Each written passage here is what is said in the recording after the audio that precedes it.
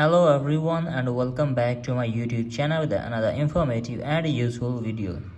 So as in this video I'm going to be show you how to fix WhatsApp notification not working in iOS 18.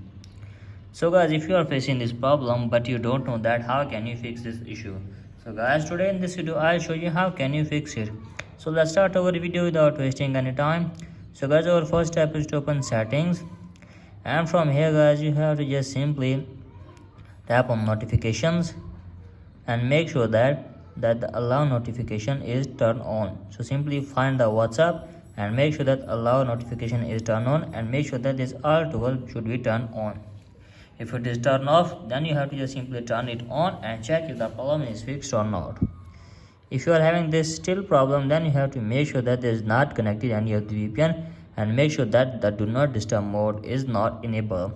If the do not disturb mode is enabled, then you have to just simply disable it, and after that check if the problem is fixed or not. If still having this problem, then you have to just simply shut down your iPhone to 15 to 20 seconds, and after that open it again and check if the problem is fixed or not. If still having this problem, then open up the App Store and search here for WhatsApp.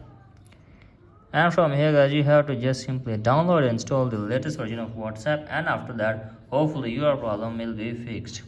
So in this way you can easily fix your problem. So that's it for today's video. Hope this video helps you. If the video helps you, then please subscribe to my YouTube channel as well. Thank you.